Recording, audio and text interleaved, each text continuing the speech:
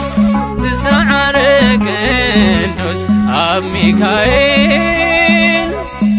ሚካኤል ተስፋለኒ ኣነስ ንትዕቢት ዲያብሎስ ትሰዓረ ቅዱስ ኣብ ሚካኤል ተስፋለኒ ኣነስ ንትዕቢት ዲያብሎስ ትሰዓረ ቅዱስ ኣብ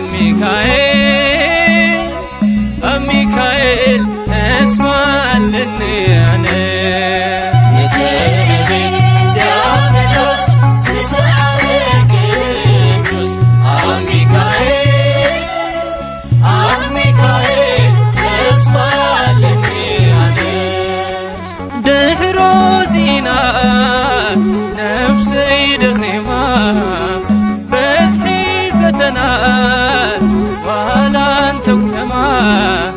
ሳላ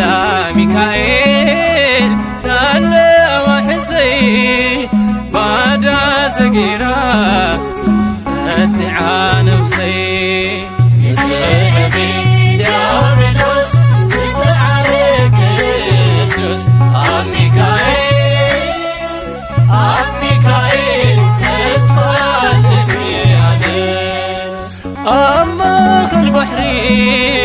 ምስ መብረ በርኪ ተስፋይ ኸዲደ ብዒጎ ጭንቂ ፍልፍል ፍናነይ ባሰይ መጺኡ ራዋሂቡኒ ጭንቀይ ጋሊሁ ንትዕቢት ዲያብሎስ ትሰዓረ ቅዱስ ኣብ ሚካኤል ተስፋለኒ ኣነስ ብፍርዲ ጸጋም ኣብ ስባር ወንበር ስያም ዓለም ቃልን ተዓብር ብዕዝረ ብድሆ ከይዝዕረ ነፍሰይ ቅዱስ ሚካኤል ኣሎ ጠበቓይ ንትዕቢት ዲያብሎስ ትሰዓረ ቅዱስ ኣብ ሚካኤል ተስፋለኒ ኣነስ ረመት መስወሬ ከውታ በረኻ